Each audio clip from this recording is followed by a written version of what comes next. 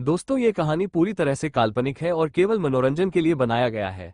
और इस कहानी में किसी भी व्यक्ति, नाम, उत्पाद या वास्तविकता का अपमान नहीं किया गया है। अगर आप लोग हमारे पीआरएम नॉवल चैनल पर नए हैं तो वीडियो को लाइक और चैनल को सब्सक्राइब जरूर करें, ताकि हम आप तक ऐसी वीडियो पहुंचाते रहें। अगर एपिसोड में कहीं कोई गलती होती है तो आप कमेंट करें, हम उसे फिर से अपलोड करेंगे। धन्यवाद। आप देख रहे हैं the legendary warrior episode 11। Rashid gone planet earth. Devika ने कुलपति को घूरते हुए देखा, जिससे कुलपति डर से गए थे।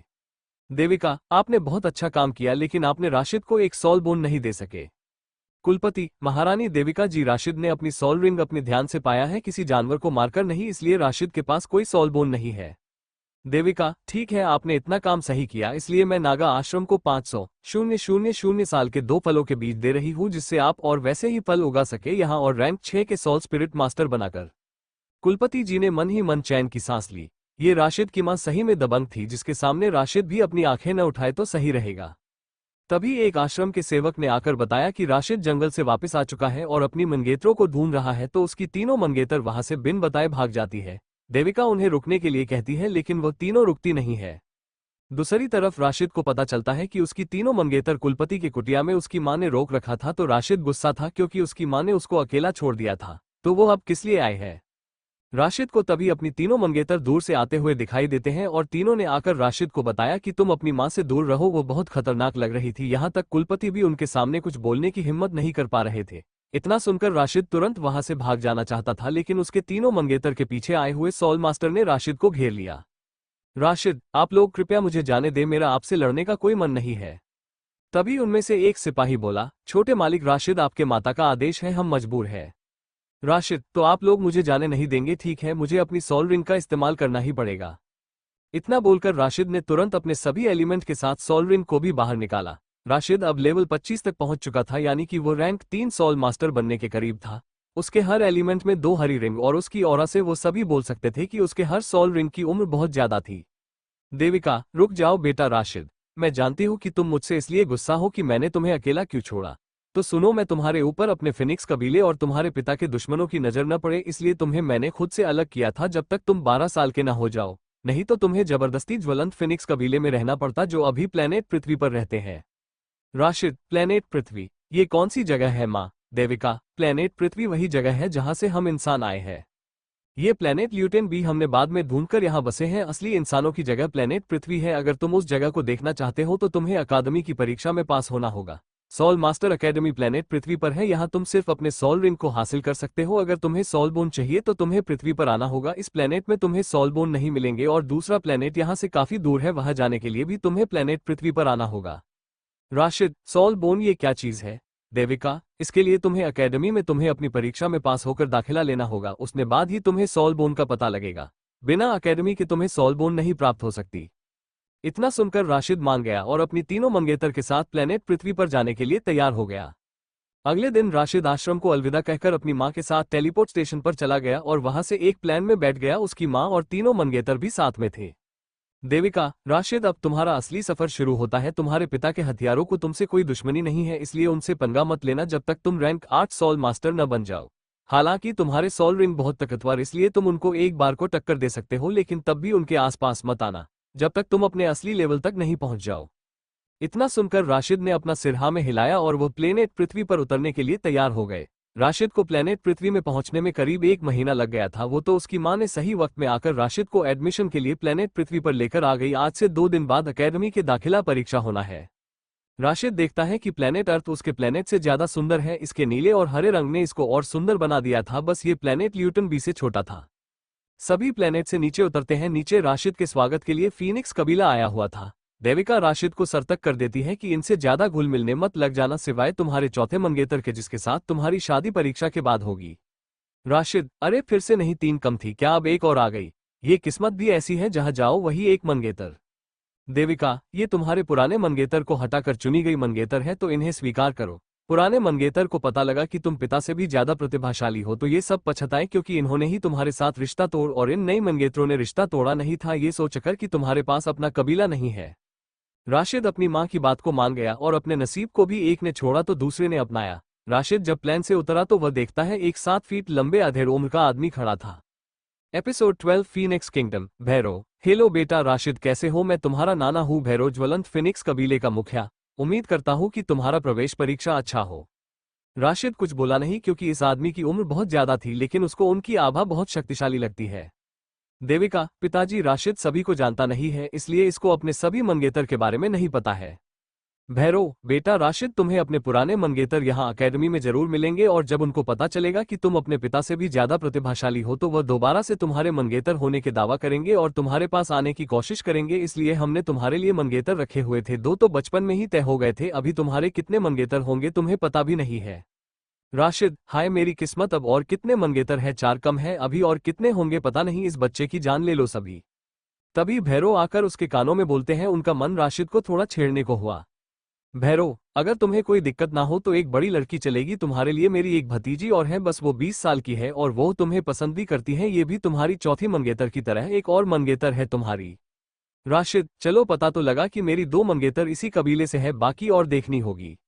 देविका। पिताजी, आपने शुरू में ही राशिद को अपने दोनों मंगेतर के बारे में बता दिया, लेकिन आपने यह नहीं बताया कि सुचित्रा 20 साल की हो गई है। लेकिन जब से उसको पता चला कि उसकी मंगेतर है तो उसने किसी लड़के को अपने आसपास नहीं आने दिया। जो भी वो या तो अपंग हो गया या फिर इस दुनिया से चला गया। पीछे राशिद बहुत खुश था कि यह लड़की उसको बिना जाने ही उसके लिए सभी से झगड़ गई। अब राशिद को भी वो लड़की पसंद आने लग गई। उधर दूसरी तरफ उसकी तीनों मंगेतर अपने मन में सोच रहे थे कि राशिद उनके हाथ से न चला जाए, क्योंकि बड़ी लड़कियों को लड़के फंसाने अच्छे से आते हैं। उसके बाद सभी एक गाड़ी में बैठे जो बिना किसी घोड़े के चल रही थी, उसमें न तो धुआं भी बाहर आ रहा था। कुछ वक्त के बाद सभी फिनिक्स कबीले के हवेली के पास पहुंच जाते हैं। ये हवेली बहुत बड़ी थी, जिसको देखकर लग रहा था कि इस इमारत को बहुत सुरक्षा से बनाया गया है। राशिद के नाना ने दरवाजे के सामने जाकर एक कोई कार्ड जैसा कुछ डाला और दरवाजा खुला। उस दरवाजे के पास कोई भी नहीं खड़ा था। अंदर जाने के बाद राशिद देखता है वहां बहुत से लोग खड़े थे जो उसके दादा के सामने सिर झुकाए हुए थे। वहां की सभी औरतें बहुत खूबसूरत थी। तभी 2 लड़कियां उन लोगों में से बाहर आती हैं और एक एक करके राशिद के होठ चूम लेते हैं, जिसको देखकर फिर से प्रिया और रवीना को जलन होने लगी। प्रिया। राशिद, तुम अब धीरे धीरे लड़कीबाज नहीं होते जा रहे हो। इतना सुनकर राशिद के रीढ़ की हड्डी में ठंडक दौड़ गई। सुचित्रा। लगता है मैंने फिर से किसी से कोई चीज पहले छीन ली। रवीना। नहीं, आप दोनों दूसरी बार हो। इतना बोलकर रवीना ने ठंडी नजरों से महिमा को घूरा, जिससे महिमा को कोई फर्क नहीं पड़ा। तभी वहां दूसरी लड़की बोल पड़ी जो राशिद को चौथी मंगेतर थी। कल्याणी। तो क्या फर्क पड़ता है, रहना हम सभी को राशिद के साथ ही है और उन घमंडी लड़कियों को पछतावा होना चाहिए कि उन्होंने राशिद से रिश्ता तोड़कर गलत किया है। कल्याणी की बात पर सभी मंगेतर के साथ राशिद भी सहमत हो गया और सभी फिर फिनिक्स कबीले के हवेली के अंदर ठहर गए। राशिद को अपने मंगेतरों के साथ छोड़कर देविका और भैरव दोबारा वापस चले गए और सभी को आज आराम करने को कहा। थोड़ी देर बाद एक नौकर ने आकर उन सभी को एक कमरे में भेजा जहां राशिद के बिस्तर के साथ और 5 बिस्तर थे, जिसकी देख राशिद समझ गया कि यह बिस्तर उसके मंगेतरों की है। इन बातों को ध्यान न देते हुए राशिद जल्दी सो गया, क्योंकि कल उसको परीक्षा भी देनी थी। दूसरी तरफ उसकी सभी मंगेतर राशिद के पास आना चाहती थी, लेकिन सुचित्रा ने सभी को रोक रखा था, जो सभी लड़कियों को एक जगह रोका हुआ था। सुचित्रा। राशिद को कल अपनी परीक्षा देनी है तो तुम लोग भी सो जाओ, तुम्हारी भी परीक्षा होगी। ऐसा न हो कि राशिद तुम्हारे हाथ से चला जाए। सुचित्रा की बात सुनकर सभी सो जाते हैं और सुचित्रा भी सो जाती है। सुचित्रा सपने में राशिद को अपने पास देखती है और उसके मुंह पर मुस्कुराहट नजर आती है। प्रिया। बहुत सपने देखे जा रहे हैं इस आंटी के होम। रवीना। पता नहीं खुद को क्या समझती है। महिमा। कल मैं राशिद को अपने ऊपर ध्यान आकर्षित करूंगी। कल्याणी। दीदी, आप कम से कम मुझे तो राशिद से मिलने देती। मुझे ये लड़का पसंद है और उम्मीद करती हूँ कि वह भी मुझे पसंद करेगा। ही। चारों लड़कियां मन ही मन खुसर फुसर कर रही थी और आखिर में सभी सो गई। अगले दिन सुबह राशिद जल्दी जाग गया था और अपनी मार्शल आर्ट्स की ट्रेनिंग जारी कर दी। वहीं दूर बैठी देविका खुश थी कि उसका बेटा परीक्षा को लेकर पहले से तैयारी कर रहा था। तभी एक नौकर आता है और देविका को बताता है परीक्षा कल से होगी। आज कुछ टीचर किसी कारण नहीं आ पाए हैं तो परीक्षा कल से होगी। देविका ने नौकर को वापस भेज दिया और राशिद के पास जाकर उसको ट्रेनिंग रोकने को कहा। फिर देविका उसको नाई के पास ले गई और उसके बाल कटवा दिए। बाल काटने के बाद राशिद पहले से भी ज्यादा हैंडसम लग रहा था। उसकी नीली आंखें उसको और ज्यादा हैंडसम बना रही थी। देविका। राशिद, जैसे तुम्हें पता है तुम्हारे आखिरी दोनों मंगेतर ज्वलंत फिनिक्स कबीले से है, लेकिन तुम्हारे पुराने 2 मंगेतर भी फिनिक्स कबीले से है। Episode 13 CH13 ex fiancees encounter. Rashid. आप क्या कहना चाहती है माँ? देविका। तुम्हारे पुराने 2 मंगेतर इस कबीले के सबसे ताकतवर लोगों की बेटियां थी और अब उन्हें पता लगेगा कि तुम्हारे पास मेरे पति से ज्यादा बेहतर कौशल है, तो वो तुम्हारे ऊपर फिर से वापस रिश्ता रखने के लिए अपनी बेटियों को हर कोशिश करने को कहेंगे। आखिर कौन नहीं चाहता कि उनकी बेटियां किसी अच्छे लड़के से शादी हो। राशिद को अपनी माँ की बात समझ गया था कि क्यों उसके इतने मंगेतर हैं, ये सब उसके लिए ही किया गया था ताकि राशिद अपने सोल मास्टर बनने की राह में किसी चीज से भटक न जाए। ये तो राशिद की शुरुआत थी, अभी कितनी मुश्किलें आने बाकी है ये खुद उसको भी नहीं पता था। देविका, बेटा राशिद तुम लेवल 20 तक पहुंच गए हो, लेकिन तुम्हारे आगे की लेवल बढ़ने की स्थिति अब धीमी हो जाएगी, इस बात का भी ध्यान रखना। और एकेडमी में दुश्मन बनाने से खुद को रोकना, वहां में या कोई और तुम्हारी मदद नहीं कर सकते, वहां तुम अपनी ताकत पर जिंदा रहोगे।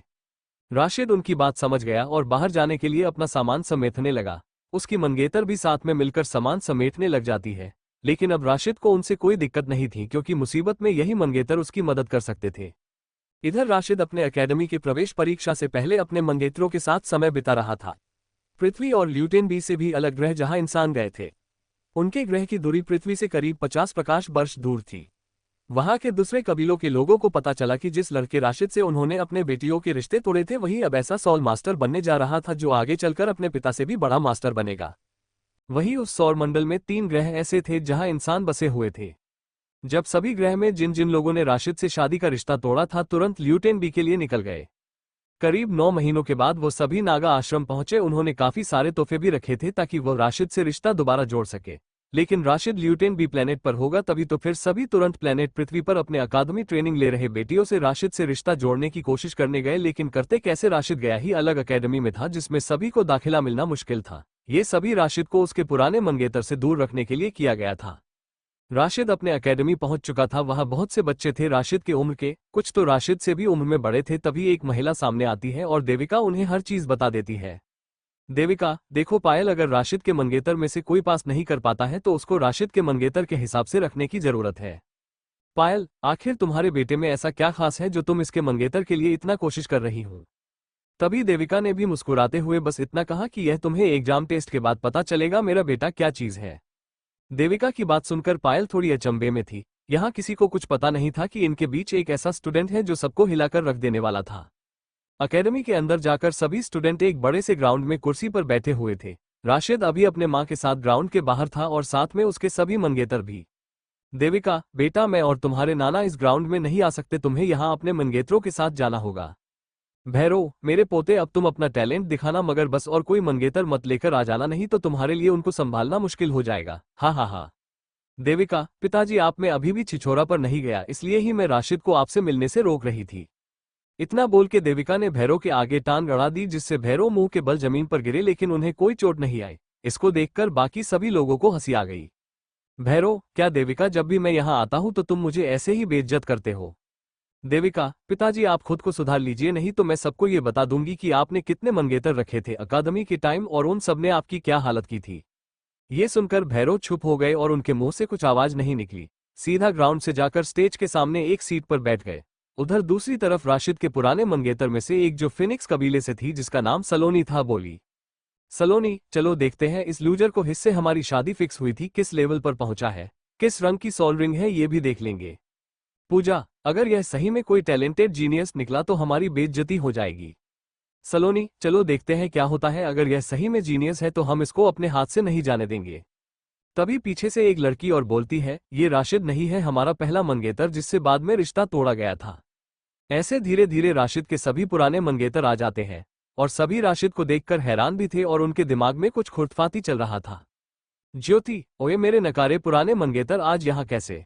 जीवा, लगता है आज किसी को अपनी बेइज्जती करवानी है। सभी राशिद की पुरानी मंगेतर अपने मंगेतर के साथ राशिद को नीचा दिखाने की कोशिश कर रहे थे, लेकिन राशिद की सभी मंगेतर आ चुकी थी। उनकी खूबसूरती देखकर तो राशिद के सभी पुराने मंगेतर जलन की भावना से देख रहे थे।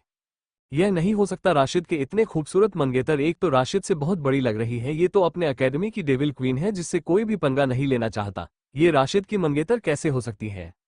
सुचित्रा को राशिद के साथ देखकर लड़कियां डर रही थी तो वही लड़के जलन से राशिद को कच्चा चबाने के लिए जलन की नजर से देख रहे थे। Episode 14 CH14 academy entrance exam. जो लड़के सुचित्रा को पसंद करते थे वो सभी राशिद से उम्र में बड़े थे। वो सभी सोच रहे हैं कि कैसे राशिद का जीना इस एकेडमी मुश्किल कर दे, लेकिन उससे पहले वो सभी राशिद की सोल स्पिरिट देखना चाहते थे और उसकी सोल रिंग भी देखना चाहते थे। अगर राशिद को भी हेडमास्टर का सपोर्ट मिल गया तो राशिद को हम हाथ भी नहीं लगा सकते थे। एक लड़के ने बोला, तुम्हारी कैसे हिम्मत हुई मेरे भाई को मेरे होते हुए परेशान करने की? उन लड़कों के पास आते हुए राशिद का भाई रोशन बोला।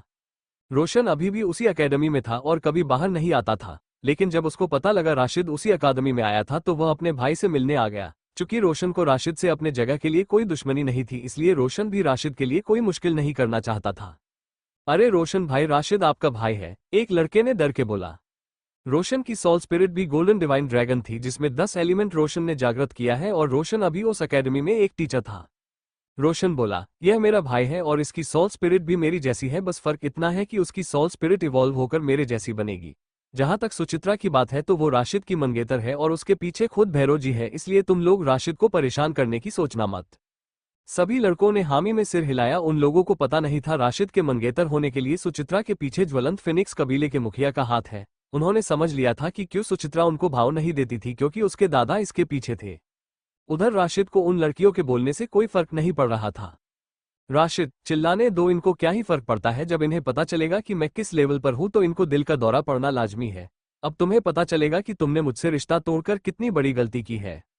राशिद कुछ न बोलकर अपने नंबर पर्ची निकालने चला गया और उसको पर्ची नंबर 30 की मिली थी। राशिद इंतजार करने लग गया और स्टेज पर सबकी परफॉर्मेंस देख रहा था। ज्यादातर की सोल रिंग पीले रंग की थी, जिसका मतलब था कि वो सोल रिंग 100 साल के आसपास की होंगी। राशिद बैठे बैठे बोर हो रहा था तो सुचित्रा उसके पास आ गई।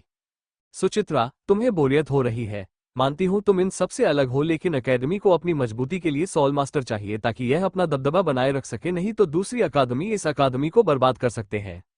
राशिद, तो करीब कितने सोल मास्टर इस अकेडमी में हैं और कितने अकेडमी पृथ्वी पर है? सुचित्रा, इतना मैं भी नहीं बता सकती। इसके लिए तुम्हें इस अकेडमी के बैटल स्क्वाड में 10 में जगह लेनी होगी और दूसरे अकेडमी से बैटल करना होगा। राशिद, ठीक है, मैं कोशिश करूंगा उस स्क्वाड में आने की। तभी स्टेज पर प्रिया आती है। 5 एलिमेंट, 2 लाल रंग की सोल रिंग, फिर अपनी सोल स्पिरिट दिखाती है 5 एलिमेंट वाली पंछी। उसके बाद रवीना आती है, उसके पास मेंटल एलिमेंट होता है जो बहुत ही दुर्लभ है, उसके भी 2 लाल रंग के सोल रिंग दिखाई देती है। फिर महिमा आती है, उसके भी 2 लाल रंग के सोल रिंग थे, मगर सोल स्पिरिट एक इनविजिबल टाइप की थी, जिसको देखकर तो राशिद भी चौंक गया था। महिमा के बाद कल्याणी का नंबर आता है, उसके पास भी 2 लाल रंग की सोल रिंग थी, उसकी सोल स्पिरिट हिम फिनिक्स थी। हिम फिनिक्स एक फिनिक्स जैसा ही होता है, बस इसके पास आग की जगह बर्फ कंट्रोल करने की ताकत होती है। राशिद, सुचित्रा, तुम्हारे पास कौन सी सोल स्पिरिट है? सुचित्रा, मेरे पास ज्वलंत फिनिक्स सोल स्पिरिट है और 4 सोल रिंग है। राशिद की अभी भी यकीन नहीं हो रहा था कि इसकी जैसी लड़की उसके मंगेतर बनने के लिए तैयार हो गई। राशिद ने फिर से स्टेज की तरफ देखा तो इस बार पीले रंग के सोल रिंग नहीं थे, बल्कि बैंगनी रंग के 2 सोल रिंग दिखाई दे रही थी। इसका मतलब ये सोल रिंग 1000 साल की कम से कम होंगी। तभी राशिद का नंबर आता है और वो स्टेज पर चला जाता है तो नीचे लोगों में दोबारा खुसर फुसर होने लगती है। क्या ये सही में रोशन का अपना भाई है? लेकिन दोनों में कोई आपसी बैर नहीं है, ऐसा मुश्किल ही होता है। तभी एक दूसरा व्यक्ति बोलता है, शायद राशिद को कबीले की कुर्सी के लिए कोई मोह नहीं है, इसलिए ही इन दोनों में लड़ाई नहीं होती है। तभी राशिद के पुराने मंगेतर ने बोला, ये लूजर है जो बस आज अपनी बेइज्जती करवाने आया है और कुछ नहीं। ऐसे ऐसे बातें राशिद के कानों में जाती है, लेकिन राशिद उन सभी बातों को नजरअंदाज कर देता है और थोड़ी देर वही आराम से मन शांत कर देता है। क्या तुम अब तैयार हो राशिद? सामने खड़े टीचर ने कहा। मैं तैयार तो हूं, लेकिन ये लोग मुझे मेरे सोल स्पिरिट को जगाने के हिस्से में परेशान कर रहे हैं। कृपया आप इनके मुंह बंद करवा सकते हैं ताकि मैं अपनी सोल रिंग के साथ अपनी सोल स्पिरिट जगा सकूं। कहीं यह लोग डर न जाए, इसलिए मैं आपसे गुजारिश करता हूं। इतना बोलकर राशिद अपने एलिमेंट को सबके सामने लाने शुरू कर दिए। देखते ही देखते सभी एलिमेंट फायर, अर्थ, वाटर, विंड, लाइटनिंग, प्लांट, उसके 6 एलिमेंट सबके सामने आ गए, जिसको देखकर तो उसके पुराने मंगेतर भी चौंक गए। 6 एलिमेंट, अब अपने सोल रिंग दिखाओ। फिर राशिद ने अपने सोल रिंग को सामने लाना शुरू कर दिया। हर एलिमेंट, पहली रिंग हरे रंग की नजर आई जो एक अलग ही आभा छोड़ रहा था, जिससे एक बार को तो वो टीचर भी डर गया। क्या पहली सोल रिंग 2000 साल की? राशिद, यह मेरी बस पहली सोल रिंग है, अभी दूसरी भी आने दीजिए। राशिद ने अपनी दूसरी सोल रिंग भी सबके सामने दिखाई। ये भी हरे रंग की थी, मगर इसकी उम्र पहले वाले सोल रिंग से ज्यादा थी। क्या 4000 साल की दूसरी सोल रिंग? ये लड़का तो एक शैतान है, इतनी बड़ी उम्र की सोल रिंग शुरू में ही इसका कौशल तो अलग ही लेवल पर है। तभी पीछे देविका चिल्लाई, बेटा अब तुम्हें अपनी ताकत छुपाने की कोई जरूरत नहीं है, दिखा दो, तुम्हारे पास 8 एलिमेंट है। इतना सुनकर राशिद ने अपनी बाकी के दोनों एलिमेंट भी जागृत की, जिसको देखकर रोशन ही नहीं हेडमास्टर और भैरव भी हैरान थे। उसके पुराने मंगेतर अब सही में पछता रही थी और मौका देख रहे थे कि कैसे राशिद को पा सके। 8 एलिमेंट, वो भी शुरुआती स्टेज पर, और सभी एलिमेंट में एक ही उम्र के सोल रिंग। ये हमारे बैटल स्क्वाड का आखिरी मेंबर है। हेडमास्टर खुशी से उछल पड़े। बाकी के सभी लड़के अब राशिद से दोस्ती बनाने का मौका देख रखे थे और वही जो राशिद को एक बच्चा समझ रहे थे अब उनके मुंह बंद थे। Episode 15 CH15 challenge new element. Rashid के सभी 8 एलिमेंट को देखकर सभी चौंक गए थे, क्योंकि किसी ने भी किसी में पास शुरुआत में इतने एलिमेंट नहीं देखे थे। बाकी के 2 एलिमेंट हवा में सफेद और बैंगनी रंग की ऊर्जा छोड़ रहे थे, जिससे सभी समझ गए कि यह जहर और आइस एलिमेंट थे। हेडमास्टर, अब तुम अपनी सोल स्पिरिट दिखा सकते हो। राशिद, दिखाओ तुम्हारी सोल स्पिरिट क्या है। इतना सुनकर राशिद ने अपनी सोल स्पिरिट को भी बाहर निकाल लिया और राशिद के पीछे सुनहरी रंग की रोशनी आने लगी। तभी एक नाग राशिद के पीछे आता है और उसके 5 सिर आ जाते हैं। हेडमास्टर, होली गोल्डन स्नैक, तुम रोशन के छोटे भाई हो। राशिद, जी ग्रैंडमास्टर, मैं रोशन भैया का छोटा भाई हूँ, वही सोल स्पिरिट जो मेरे भाई के पास है। आप मुझे नहीं जानते होंगे क्योंकि मुझे शौर्य कबीले ने उठा लिया था और मुझे अपने कबीले से दूर रखा। हेडमास्टर, राशिद, आज से तुम मेरे शिष्य हो तो तुम्हें वो सभी सुविधाएं दी जाएगी जो तुम्हारे भाई को मिलती थी, क्योंकि तुम्हारे भाई ने यहाँ टीचर बनकर अपनी जिंदगी जीने का फैसला लिया है। तो मैं भी उम्मीद करूंगा कि तुम भी कामयाब हो, चाहे तुम टीचर न बनो मगर कहीं तो तुम कुछ करोगे। साथ में तुम्हारे मंगेतरों को भी तुम्हारे साथ सुविधाएं दी जाएगी जो शायद तुम्हारे पुराने मंगेतर ने नहीं सोचा होगा। इतना सुनकर राशिद के पुराने मंगेतर अपने परिवार के निर्णय से पछता रहे थे। वही दूर खड़ी सलोनी सोच रही थी कि कैसे राशिद को कैसे फंसाए। लेकिन तभी एक लड़के ने आकर हेडमास्टर से कहा, हेडमास्टर, ये सोल रिंग नकली है। भला कोई इंसान शुरू में इतनी साल की सोल रिंग कैसे अवशोषित कर सकता है? मैं इसको चैलेंज करता हूँ। ये लड़का शालोनी का होने वाला मंगेतर चंद्रप्रकाश था, जिसको जब पता चला कि राशिद उसकी होने वाले मंगेतर का पहला मंगेतर था तो उससे रहा नहीं गया। उधर दूसरी तरफ राशिद ने चुनौती स्वीकार कर ली और मैदान के बीच में आ गया। चंद्रप्रकाश, तुम अभी भी बता सकते हो कि तुम्हारी सोल रिंग निकली है तो मैं तुम्हें बिना कुछ किए जाने दूंगा। राशिद, तुम्हें कौन समझाए कि मेरी सोल रिंग नकली नहीं है? इतना बोलकर दोनों में लड़ाई शुरू हो गई और चंद्रप्रकाश के पास 2 पीली और 1 काले रंग की सोल रिंग थी। इसका मतलब था वो रैंक 3 का सोल मास्टर था। उधर राशिद ने भी अपने फायर एलिमेंट को बाहर निकाला और उसके दोनों हरे रंग के सोल रिंग सामने आ गए, जिसको देखकर चंद्रप्रकाश थोड़ा डरा हुआ जरूर था। फिर उसने अपने सोल स्पिरिट से एलिमेंट पावर का इस्तेमाल किया, soul spirit wild leopard flash. फिर चंद्रप्रकाश बहुत तेजी से राशिद के पास घूमने लग गया। दूसरी तरफ राशिद ने भी अपने फायर एलिमेंट का इस्तेमाल किया, soul spirit fire element flame burst. तभी राशिद के सामने एक बड़ा सा आग का गोला जो साधारण से ज्यादा ही खतरनाक लग रहा था। जैसे ही चंद्रप्रकाश सामने आने लगता है तो राशिद ने उस आगे के गोले को इस पर छोड़ दिया और उस गोले ने चंद्रप्रकाश को पूरा घेर लिया। इसके बाद एक धमाका हुआ जिससे चंद्रप्रकाश पूरा जल उठा। राशिद की ताकत देखकर किसी की हिम्मत नहीं हुई, उससे पंगा लेने की हिम्मत नहीं हुई, क्योंकि फ्लेम बर्स्ट फायर मैनिपुलेशन का बेसिक स्किल थी। तभी चंद्रप्रकाश अभी भी हार मानने के लिए तैयार नहीं था। उसने अब दूसरी स्किल इस्तेमाल करी, soul spirit second skill leopard claw. इसके बाद चंद्रप्रकाश की सोल स्पिरिट सीधा राशिद पर हमला करने आई। इस बार राशिद ने फायर एलिमेंट से सीधा आइस एलिमेंट का इस्तेमाल किया, soul spirit ice element ice blade. फिर हवा में बर्फ के चाकू दिखने लगे जो सीधा उस लेपोर्ट सोल स्पिरिट पर लगे। लेपर्ड सोल स्पिरिट को नुकसान पहुंचने पर चंद्रप्रकाश के मुंह से खून आने लगा और वही बेहोश हो गया। अब और कोई राशिद से हमला नहीं करना चाहता था। उसके सोल रिंग ने उसको और ताकतवर बना दिया था, जिससे वो अपने से बड़े रैंक 4 के सोल मास्टर को भी टक्कर दे सकता था। रोशन, राशिद, अब तुम तमाशा करना बंद करो और मेरे साथ चलो। मुझे तुम्हें तुम्हारी क्लास दिखानी है और तुम्हारे भाभीियों से भी मिलाना है। राशिद, भैया आप इस एकेडमी में हैं, मुझे लगा कि आप वापस हमसे मिलने नागा आश्रम में आएंगे। रोशन, मैं शौर्य कबीले से बदला लेने गया था और तुम्हें छुड़ाने के लिए, लेकिन जब मुझे पता चला तुम्हें खुद ही उस कबीले से बाहर निकाल दिया गया है तो मैं वापस एकेडमी आ गया था। राशिद, मैं तुम्हारे क्लास का टीचर भी हूँ, इसलिए मेरी हर बात को सही से सुनना है तुम्हें। राशिद, ठीक है भैया, अब मुझे अपना रूम भी देखना है एकेडमी में और अपना सामान भी। रोशन, तुम अब हेडमास्टर के शिष्य हो तो तुम भी मेरे साथ एक ही बिल्डिंग में रहोगे जहां तुम्हारे मंगेतर भी साथ में जाएंगे। चलो मेरे पीछे आओ, माँ तुम्हारा इंतजार कर रही होगी। राशिद अपने भाई की बात मान गया और उसके पीछे चला गया। राशिद और उसका सामान पहले ही उस बिल्डिंग में रखवा दिया गया था, तो राशिद अपने कमरे में आ गया। यहाँ उसका कमरा अलग था अपने मंगेतर से। राशिद फिर ध्यान में बैठ जाता है और उसको अपने सोल स्पिरिट के साथ एक नया एलिमेंट दिखाई देने लगता है। ड्रैगन, तुमने फिर से एक और एलिमेंट जागृत कर लिया है, ये तुम्हारे लेवल को आगे ले जाने में ज्यादा वक्त लगेगा। राशिद, तो मुझे इसमें भी सोल रिंग अवशोषित करनी पड़ेगी, मगर मुझे जानना होगा कि यह कौन सा एलिमेंट है। ड्रैगन, यह एलिमेंट अभी पूरी तरह से बना नहीं है तो बोलना मुश्किल है कि यह कौन सा एलिमेंट है। तुम्हें अभी अपना फोकस अपने आगे के लेवल पर करना होगा। राशिद अभी ड्रैगन से बात कर ही रहा था तो उसके कमरे के दरवाजे के बाहर कोई उसे बुला रहा था। तो राशिद अपने ध्यान से बाहर आता है और बाहर देखता है तो उसके सभी मंगेतर बाहर खड़े थे और हमले की पोजीशन में खड़े थे। राशिद थोड़ा आगे देखता है तो उसको 6 लड़कियां खड़ी दिखाई देती है। एपिसोड 16 CH16 फैमिली गैदरिंग इन एकेडमी। राशिद जब अपने कमरे से बाहर आया तो वो देखता है कि उसकी सभी मंगेतर हमले की पोजीशन में तैनात खड़ी है। जब राशिद सामने की तरफ देखता है तो उसको 6 लड़कियां दिखाई देती हैं जो सुचित्रा से भी उम्र में बड़ी लग रही थी। राशिद को उनके पास से ताकतवर आभा आ रही थी, हालांकि इससे राशिद को कुछ फर्क नहीं पड़ा क्योंकि उसके सोल रिंग की ताकत उनके सोल रिंग की ताकत से ज्यादा ही थी। ऊपर से उसके 8 एलिमेंट में एक ही जैसी सोल रिंग थी। लेकिन उसको फिक्र इन सभी लड़कियों की थी, कहीं यह उसके लिए अपनी हड्डियां न तोड़वा दे।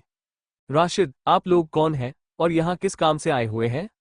राशिद कोशिश कर रहा था मसला आराम से सुलझ जाए, लेकिन उन लड़कियों का यह विचार नहीं था और उन्होंने अपनी सोल रिंग सामने उजागर की। 2 पीले रंग की सोल रिंग और 2 काले रंग की। इससे राशिद के मनगेतरों ने भी अपने सोल रिंग उजागर कर दी। सबके पास 2 लाल रंग की सोल रिंग थी।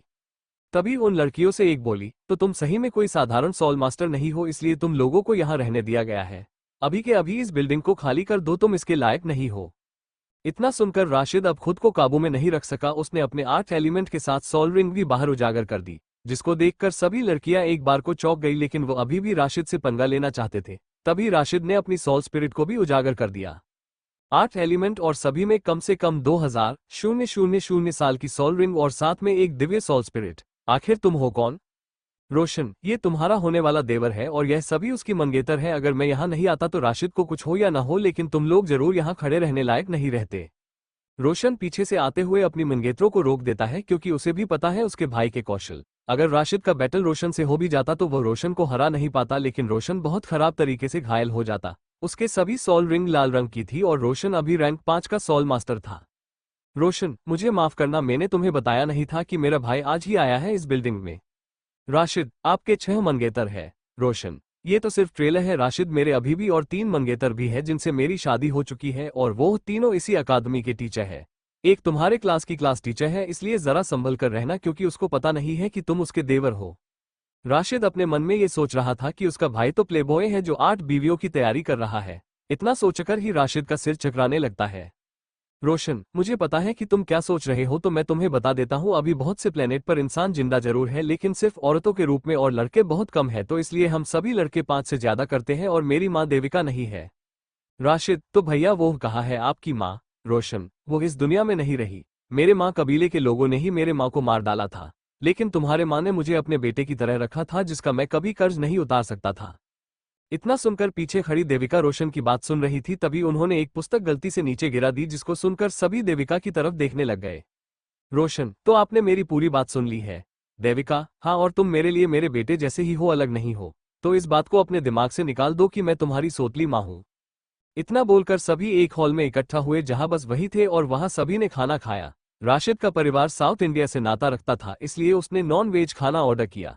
यह नॉन वेज खाना कोई साधारण खाना नहीं था, इसमें एक तरह की सोल एनर्जी रहती है जिससे सामने वाले की बॉडी की ताकत बढ़ती है। राशिद ने खाना खत्म किया ही था तभी उसको अपने अंदर ताकत का उछाल महसूस हुआ और वो कुछ सोच पता तभी उसके अंदर ड्रैगन ने बोला, ड्रैगन, तुम ध्यान में बैठ जाओ, अभी इस ताकत का इस्तेमाल अपने लेवल को बढ़ाने में करो। जैसे उस ड्रैगन ने बताया, राशिद तुरंत ध्यान में बैठ गया और अपना लेवल बढ़ाने लग गया। तभी उसके लेवल में उछाल आने लग गया। Level 21, level 22, level 23, level 24, level 25, boom, और इसके साथ ही राशिद लेवल 25 में चला गया। राशिद की कल्टीवेशन लेवल ज्यादा ही तेजी थी, इतने में पहुंचने में बाकियों को आधा साल लग जाता है। रोशन, तुम बड़ी जल्दी अपना लेवल बढ़ा रहे हो, मुझे तुमसे जलन होने लगी है। रोशन ने टांग खींचते हुए कहा, राशिद भैया, यह मुझे अभी पता चला कि मेरा लेवल दूसरों से जल्दी बढ़ता है। शायद मैं आधे साल में ही रैंक 3 पर पहुंच जाऊं, लेकिन मैं सोल रिंग नहीं ले पाऊंगा यहाँ। रोशन, उसके लिए तुम्हें चिंता करने की जरूरत नहीं है, ये सोल रिंग तुम्हें मैं एक ऐसी ले जाऊंगा जैसे तुमने ल्यूटेन बी पर हासिल करी है वैसे ही यहाँ कर सकते हैं। तुम्हारी soul spirit mutant soul spirit है, इसलिए तुम्हारे सोल रिंग की उम्र दूसरों से ज्यादा है। देविका, सभी अपना खाना खत्म करो और राशिद कल सुबह अपनी क्लास के लिए देरी मत करना। सुना है तुम्हारी भाभी जो उसके क्लास में देर से आता है तो उसको वो 200 चक्कर एकेडमी के लगवाती है, जो चीटिंग करने की कोशिश करता है तो उसको दोबारा से शुरू करवाती है। ये सुनकर एक बार को तो राशिद भी सन हो गया था। Episode 17 CH-17 soul weapon. अगली सुबह राशिद जल्दी जाग गया क्योंकि वो अपने टीचर से पनिशमेंट नहीं चाहता था। जैसे उसकी मां ने बताया, जो भी उसे क्लास में लेट आता है तो उसको अकादमी के 200 चक्कर लगाने पड़ते हैं। तो आप है मेरे क्लास के स्टूडेंट, मेरा नाम माया है और मेरी क्लास में फालतू की मस्ती नहीं चलेगी, माया बोली। रशीद और उसकी 5 मंगेतर यहाँ आ जाए। आज की पहली क्लास अभी कॉल स्कूल के जो सामने का रोड है उसे पर 100 चक्कर लगाए और जो भी चीटिंग करेगा तो उसको दोबारा 100 चक्कर लगाने होंगे। ये सुनकर कुछ बच्चे विरोध करने लग गए, तो माया ने बोला कि अगर नहीं करोगे तो क्लास से निकाल दिया जाएगा। इतना सुनकर सभी लोग चले गए 100 चक्कर लगाने। फिर रशीद और उसकी मंगेतर को भी 100 चक्कर लगाने को माया ने बोला। राशि कुछ बोला नहीं, बस सीधा चला गया 100 चक्कर लगाने। 50 चक्कर तो राशिद ने लगा दिए, लेकिन राशिद ने हार नहीं मानी और अभी भी भागे जा रहा था। कुछ लड़के तो आराम से सामने की बेंच पर बैठे हुए थे। उधर जैसे जैसे राशिद भाग रहा था उसको अपने बॉडी में चेंजिंग महसूस हो रही थी। फिर से राशिद ने लेवल पार करना शुरू कर दिया। इस मामले में राशिद की मंगेतर आगे थी। वो पहले ही 100 चक्कर लगाकर अकादमी के सामने खड़ी थी। राशिद ने 99 चक्कर पूरे कर लिए। आखिरी चक्कर में वो गिरने ही वाला था, तभी उसकी मंगेतर प्रिया आकर उसे अपने साथ अकादमी के गेट पर ले जाती है। राशिद के 100 चक्कर पूरे हो गए। थोड़ी देर बाद राशिद ध्यान में बैठ गया और अपना लेवल बढ़ने लग गया। अब रशीद लेवल 27 पर था, जिससे उसकी भाभी माया खुश लग रही थी। तभी माया बोली, राशिद ने अपने 100 चलकर पूरे किए। अब मैं बोलती हूँ किसने किसने 100 चक्कर पूरे नहीं की है। सबसे पहले तुम 20 सामने के बेंच पर बैठे हुए थे। अगर तुमने अभी 100 चक्कर पूरे नहीं किए तो मुझे तुम्हारा एप्लीकेशन लेटर कैंसिल करना पड़ेगा, माया गुस्से में बोली। उसके बाद सभी की क्लासेस चालू होती है और उन्हें सबसे पहले सॉल्व पावर के बारे में पढ़ाया जाता है, जिसमें कि सोलर पावर कैसे इस्तेमाल कर सकते, कैसे बढ़ा सकते हैं। किसी किसी की सोल पावर शुरुआत में फुल होती है और किसी की आगे चलकर रिसोर्स लेकर अपनी सोल पावर को बढ़ाया जाता है। 1 महीने बाद सभी फर्स्ट ईयर वालों के फ्रेंडली बैटल होने हैं, जिसमें सभी पहले साल के बच्चों के कंपटीशन होंगे। इसमें जो आखिर तक जीतेगा उसको साल खत्म होने के साथ साथ एक सॉल वेपन दी जाएगी। सॉल वेपन क्या है हम आपको बता देते हैं। सॉल वेपन एक तरह का हथियार है जो आपको अलग से कुछ एबिलिटी देती है, जैसे रफ्तार, स्ट्रेंथ, बूस्ट, इल्यूजन। ऐसे बहुत से एबिलिटी आप अपने सॉल वेपन से प्राप्त कर सकते हैं। इनको सॉल बोन भी बोला जाता है क्योंकि यह उन जानवरों के हड्डियों से निकलता है इसलिए, और यह हर जानवर में नहीं मिलता। केवल जिनकी कल्टीवेशन 10,000 साल से ज्यादा होती है उनमें ही सॉल बोन मिलते हैं। अगर आप अपने पूरे बॉडी में सॉल वेपन लगाते हैं जो आपको एक सोल वेपन कवच मिल सकता है जो आपकी कल्टीवेशन को बढ़ावा दे सकता है, आपको अचानक होने वाले हमलों से कुछ पल के लिए सुरक्षा दे सकता है। सॉल वेपन के भी कई प्रकार होते हैं, जैसे दाहिनी हाथ की सोल वेपन जो आपके दाहिनी तरफ होती है, बाहिनी हाथ की सोल वेपन, दाहिनी पैर की सोल वेपन, बाहिनी हाथ की सोल वेपन, सिर की soul weapon, torsional soul weapon जो आपके पीठ से लेकर कमर और सीने तक को ढककर रखता है। टॉर्सनल सोल वेपन सबसे बड़ी सोल वेपन होती है। ऐसे चलते चलते क्लास खत्म हो जाती है और राशिद दोबारा से अपने हॉस्टल चला जाता है। वहां माया पहले से ही राशिद का इंतजार कर रही होती है। माया, रोशन तुम्हारा भाई बहुत प्रतिभाशाली है, इसमें 100 चक्कर में ही अपने 27 लेवल पूरे कर लिए। रोशन, भले इसकी सॉल स्पिरिट मेरे जैसी है मगर इसकी मॉडिफाइड है। इसकी पहली सॉल रिंग ही 2000 साल की है। बस दिक्कत यह है कि रशीद के हिसाब से सॉल बोन नहीं मिल पा रही है। माया, मुझे लगता है कि इसको ड्रैगन टाइप सॉल बोन चाहिए होगी। हालांकि ड्रैगन टाइप सॉल 20 ट्रैपिस्ट पर मिलेंगे। इसके लिए तुम्हें इसको इस साल के खत्म होने का इंतजार करना होगा, तभी हम इसको ट्रैपिस्ट प्लेनेट पर ले जा सकते हैं। राशिद वहां पहुंचता है और देखता है कि माया वहां पहले ही पहुंच चुकी थी और उसके भाई से बात कर रही थी। माया, आइए देवर जी, आपका ही इंतजार था। हम यहाँ आपके सॉल बोन की बात कर रहे थे। आपको कोई साधारण सॉल बोन नहीं दी जा सकती। इसके लिए हमें दूसरे प्लेनेट पर जाना होगा। मुझे लगता है आपको ड्रैगन से ही सॉल वेपन लेना पड़ेगा। राशिद, भाभी जी, ये दूसरा प्लेनेट कौन सा है? माया, ये ट्रैपिस्ट सौर मंडल है जहां सिर्फ ड्रैगन रहते हैं। इनकी सॉल रिंग की उम्र भी तुम्हारे सॉल रिंग जितनी ही है, इसलिए हमें वहां जाना होगा। इसके लिए तुम्हें फ्रेंडली बैटल में तुम्हें फर्स्ट आना होगा। फर्स्ट आने पर तुम्हें दूसरे प्लेनेट जाने का मौका मिलेगा। वहीं से ही तुम्हें अपने हिसाब से सॉल वेपन पा सकते हो और शायद अपनी तीसरी सॉल रिंग भी। तो अपने फ्रेंडली बैटल में जीतने की तैयारी करो। माया रशीद को बताती है कि फ्रेंडली बैटल में 6 लोगों की टीम बनेगी और जो सबसे ज्यादा जीतेगा वही फर्स्ट बनेगा। रशीदा बिना कोई देरी करे चला जाता है अपनी ट्रेनिंग करने। उधर दूसरी तरफ रशीद के पिता के दुश्मन रशीद को ढूंढने के लिए ल्यूटेन बी पर गए थे। उधर रशीद के नाम मिलने पर वह प्लेनेट पृथ्वी पर वापस आ गए और राशिद को ढूंढने लगे। उन्हें पृथ्वी पता चला कि रशीद अकादमी जा चुका था और उसका भाई रोशन उसकी हर हिसाब से मदद कर रहा था। राशिद अभी भी खतरों से घिरा हुआ था। Episode 18 CH18 academy class battle. जब अकेडमी में 1 साल बीत गया, किसी को कुछ पता नहीं चला। सभी टीचर और स्टूडेंट आज का दिन का इंतजार कर रहे थे क्योंकि जो स्टूडेंट नए आए थे उनको खुद को साबित करना होगा कि वो इन स्टूडेंट एक लिए काबिल है या नहीं। प्रिया, ये राशिद कहाँ रह गया? अगर यह जल्दी नहीं आया तो हम इस क्लास बैटल में हिस्सा नहीं ले सकते। रवीना, उसको अभी तक आ जाना चाहिए था क्योंकि थोड़ी देर में बैटल शुरू हो जाएगा और तब उसको एंट्री भी नहीं मिलेगी बैटलफील्ड में। ऐसे ही महिमा और कल्याणी भी परेशान थी। अगर राशिद नहीं आता तो उनको किसी और को लेकर आना पड़ता अपनी टीम में। तभी दूर से भागते हुए एक लड़का आता है। उसके पीछे फर्स्ट ईयर के बच्चों का झुंड आ रहा था, जिसको देखकर पांचों समझ गए कि क्यों राशिद देर से आया। चूंकि सुचित्रा दूसरे साल में थी इसलिए वो इस बैटल में फाइट नहीं कर सकती, लेकिन अगर उसका सिलेक्शन एकेडमी बैटल स्क्वाड में इनके साथ होता है तो वो हिस्सा ले सकती थी। सुचित्रा ने समय बर्बाद नहीं किया और सीधा राशिद के पीछे उन सभी स्टूडेंट्स को सबक सिखाने के लिए आ गई। साथ में उसके चारों मंगेतर भी सुचित्रा के साथ आ गई।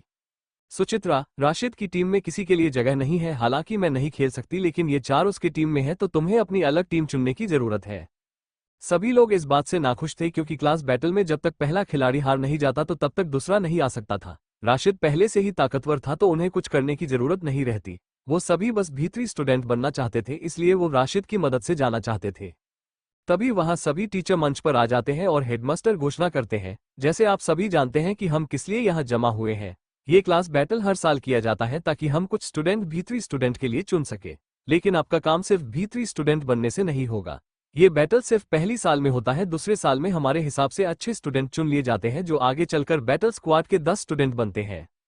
थोड़ी देर शांति के बाद हेडमास्टर फिर से बोले, ये बैटल इस प्रकार होती है, सबसे पहले क्लास लेवल पर, उसके बाद एकेडमी लेवल पर, फिर इसके बाद एकेडमी लेवल पर, फिर कंट्री लेवल पर। जितना आगे आप जीतते जाएंगे उतने ही आपको अपने कल्टीवेशन के लिए सामान मिलता है और यह हर साल होता है।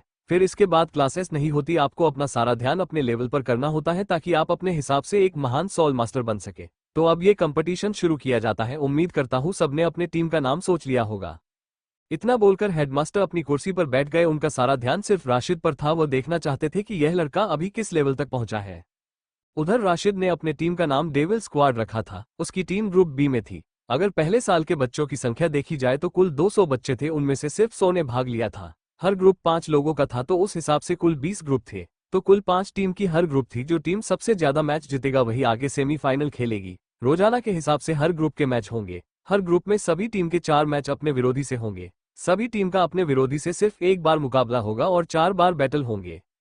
आज ग्रुप ए के बैटल होने थे तो राशिद की टीम आज बस गेम देखने के लिए आई थी। सभी बैठकर मैच देख रहे थे, तभी राशिद को ग्राउंड में एक लड़का जाना पहचाना दिखाई दिया। राशिद, राहुल शौर्य, यह अभी भी जिंदा है, मुझे लगा था यह मर चुका है। तभी पीछे से प्रिया बोली, प्रिया, ये राहुल नहीं बल्कि उसका जुड़वा भाई रोमिल है, इससे तुम बचकर रहना, ये तुमसे बदला जरूर लेगा और मुझसे भी। राशिद समझ चुका था उसके ऊपर खतरा अभी कम नहीं था। तभी ग्राउंड के पास अनाउंसर बोलता है, सभी अपना नाम और अपनी सोल स्पिरिट का टाइप बोलेंगे। राशिद को अब समझ आया कि क्यों उससे एक फॉर्म भरवाया गया था जिसमें उसके सोल स्पिरिट का टाइप बताना है। जाहिर है राशिद सभी एलिमेंट को कंट्रोल कर सकता था तो उसकी सोल स्पिरिट कंट्रोल टाइप थी। तभी दोनों की तरफ के लोग अपने सोल स्पिरिट बताते हैं।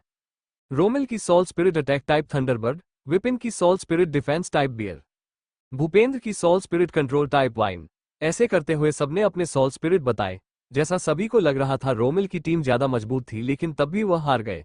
दूसरा बैटल भी रोमिल की टीम हार गई। बैटल होते गए और ग्रुप ए से टीम वॉल्व सेमीफाइनल पहुंच जाती है। अनाउंसर, आज ग्रुप ए के मैच खत्म हो चुके हैं तो कल ग्रुप बी के मैच होंगे।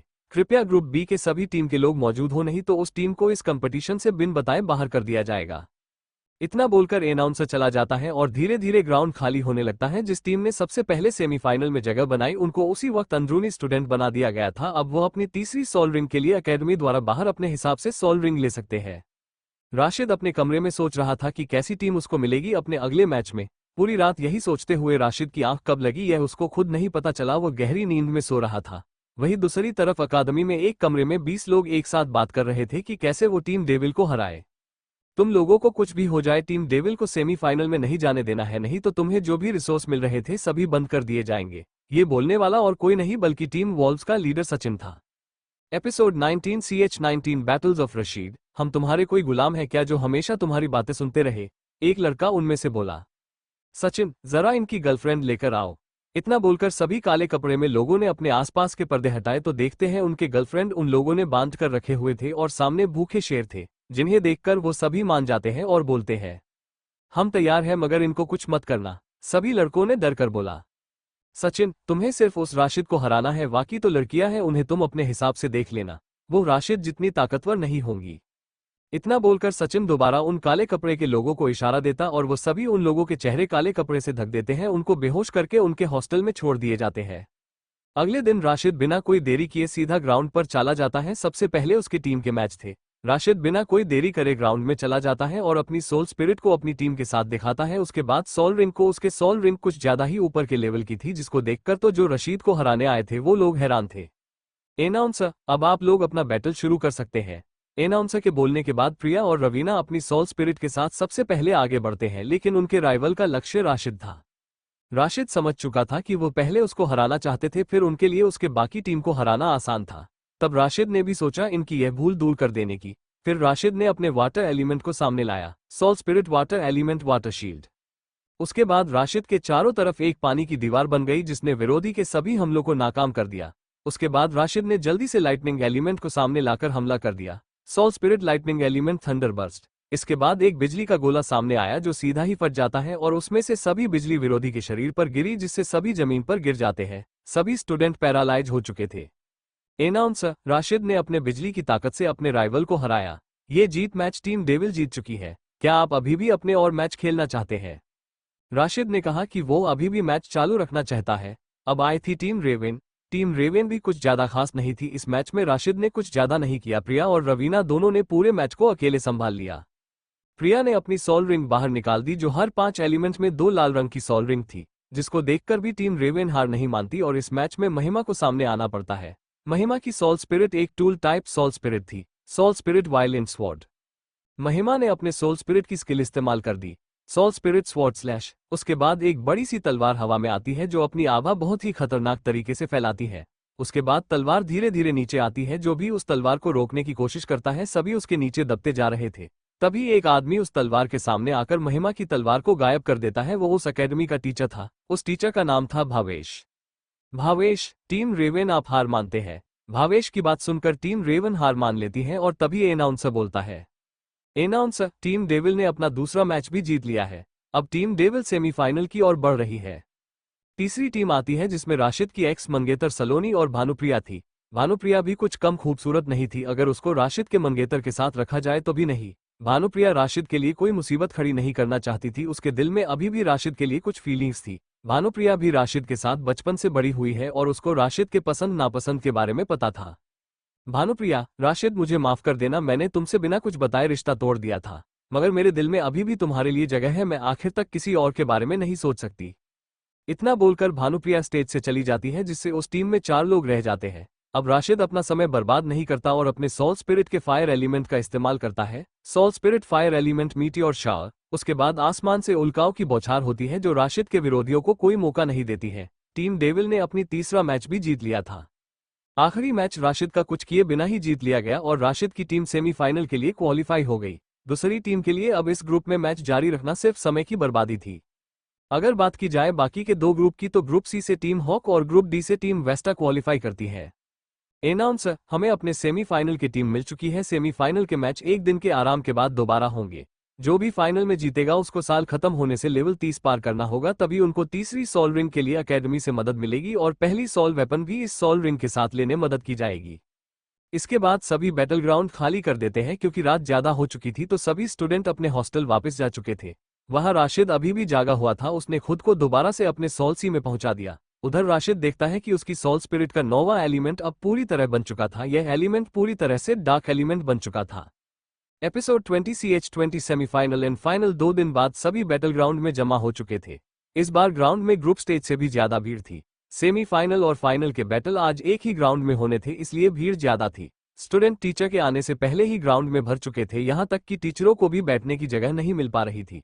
तभी अनाउंसर सभी के सामने बोलता है, अनाउंसर, जैसे आप सभी को पता है आज सभी पहले साल के अकादमी बैटल खत्म हो रहे हैं और आज आखिरी 3 बैटल होने हैं। तो आज की बैटल किस टीम के साथ होगी आज आपको बताते हैं। सेमीफाइनल 1 टीम वॉल्व्स बनाम team devil. Semifinal 2 team hawk बनाम टीम वेस्टा। ये होगी अपनी सेमीफाइनल की बैटल। तभी भावेश बोलता है, सभी टीम अब ग्राउंड के पास आ जाए। भावेश के बोलते ही सभी 4 टीम सामने आती है। राशिद आज जल्दी आ चुका था, वो अब लेवल 30 को पार करने के करीब था। दूसरी तरफ टीम वॉल्व्स से सचिन के इरादे कुछ ठीक नहीं लग रहे थे। वो अपने टीम के लोगों से बोला, सचिन, हमें सबसे पहले इन लड़कियों को अपने रास्ते से हटाना होगा और इस राशिद को तब तक मारना होगा जब तक ये खुद से हार नहीं मानता। और हाँ, किसी को पता नहीं चलना चाहिए शुरू में कि हम लेवल 30 पार कर चुके हैं, नहीं तो हम यह मौका अपने हाथ से खो देंगे दूसरे प्लेनेट जाने का। सभी ने हामी में सिर हिलाया और चुपचाप ग्राउंड के पास खड़े हो गए। भावेश, सेमीफाइनल 1 को शुरू किया जाए और दोनों टीम बैटल के लिए ग्राउंड पर आ जाए। इस सूचना के बाद टीम डेविल और टीम वॉल्व्स ग्राउंड पर आ जाते हैं। दोनों तरफ सभी ने अपने सोल स्पिरिट दिखाने शुरू कर दिए। इस मैच में कल्याणी ने अपनी सोल स्पिरिट पहली बार दिखाई थी। कल्याणी की सोल स्पिरिट एक हिमफिनिक्स थी। हिमफिनिक्स एक पूरी आइस एलिमेंट वाली सोल स्पिरिट थी जो कुछ ही पल में आसपास के माहौल को अपने काबू में कर सकती थी। वहीं दूसरी तरफ अगर टीम वॉल्व्स की बात की जाए तो उसमें एक डेविल वुल्फ, एक golden bomb leaves, turtle, green vines ऐसे तरह के सोल स्पिरिट थे। टीम वॉल्व्स पास 2 डिफेंसिव सोल स्पिरिट थी जबकि राशिद ही अपने कंट्रोल टाइप से डिफेंस बना सकता था। इस बार टीम डेविल मुश्किल में थी। अनाउंसर, अब बैटल शुरू की जाए। अब इस सेमीफाइनल में कोई नियम नहीं होंगे, बस किसी को जान से नहीं मारना है, नहीं तो उसको सजा के तौर पर उसकी सोल स्पिरिट को बर्बाद कर दी जाएगी। इतना सुनकर दोनों तरफ के लोगों ने हाँ में सिर हिलाया और अपने बैटल के लिए तैयार हो गए। राशिद अपना हमला करने ही वाला था लेकिन टीम वॉल्व्स ने उससे लड़ने के बजाय उसके मंगेतरों पर हमला कर दिया। उसके मंगेतर भी हार नहीं मान रहे थे, वह भी अच्छा जवाब दे रहे थे। राशिद उन लोगों के पास आ रहा था, तभी उसको लंबी बेलों ने जकड़ लिया और राशिद उनसे छूटने की पूरी कोशिश कर रहा था, लेकिन शायद ये बेलें उसको थोड़ी देर के लिए पैरालिसिस करने के लिए जहरीली थी। राशिद की पूरी बॉडी शांत पड़ गई थी। राशिद ने कभी भी जहर एलिमेंट का इस्तेमाल करने का नहीं सोचा था, शायद इसलिए ही राशिद आज ऐसी हालत में था। उधर दूसरी तरफ सचिन अपनी सोल स्पिरिट बॉम्ब लीफ से लगातार सभी पर हमले कर रहा था। सचिन की सोल स्पिरिट के इस्तेमाल की सीमा भी राशिद जैसी असीमित थी। लगातार पत्तियों के ब्लास्ट से प्रिया और कल्याणी को कोई मौका नहीं मिल पा रहा था। दूसरी तरफ रवीना और महिमा पहले ही बाहर हो चुकी थी। कल्याणी भी ग्राउंड से बाहर चली जाती है और राशिद की ओर देखती है। थोड़ी देर बाद प्रिया भी बाहर हो जाती है। प्रिया, मुझे माफ करना राशिद, मैं तुम्हारे साथ शायद आगे न बढ़ पाऊं।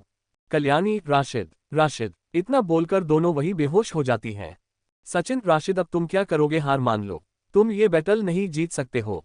अगर तुम हार नहीं मानते तो हमें अपने तरीके से हार मनवाते हैं।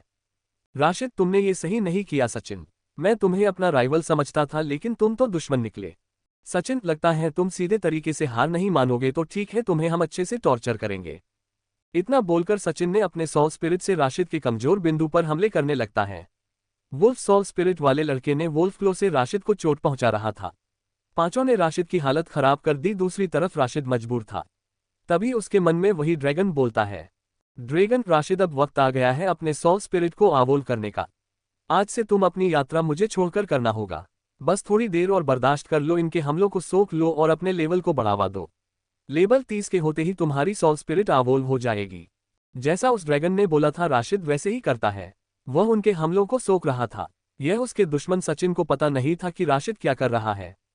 सचिन, क्या लड़का है, यह हार क्यों नहीं मान रहा है? ऐसा होता रहा तो यह मर जाएगा। रोशन, राशिद मेरे भाई, हार मान लो, जीतने से ज्यादा तुम्हारा जिंदा रहना जरूरी है। राशिद भैया, मैं हार नहीं मान सकता, मैं पीछे नहीं रहना चाहता। आखिरी हमले के बाद राशिद बेहोश हो जाता है और उन्हीं बेलों के बीच में बिना कोई हरकत के शांत हो जाता है। दूसरी तरफ अनाउंसर ऐलान करने जा ही रहा था, तभी राशिद के पास से सुनहरी आभा निकलती है जो सीधा आसमान की तरफ जाती है। तभी पीछे से एक आदमी चिल्लाता है, राशिद अभी हारा नहीं है, इसकी सोल स्पिरिट इवॉल्व हो रही है, यह पहले से ज्यादा ताकतवर हो जाएगा, इतना कि पहले साल के किसी भी स्टूडेंट के पास इसको हराने की ताकत नहीं होगी। तभी राशिद की सोल स्पिरिट गोल्डन स्नैक हवा में उड़ते हुए आसमान में चली जाती है और थोड़ी देर के बाद एक खतरनाक गुर्राहट आसमान से सुनाई देती है। अब आगे क्या होगा जानने के लिए सुनते रहिए द लेजेंडरी वॉरियर, सिर्फ हमारे YouTube चैनल पर।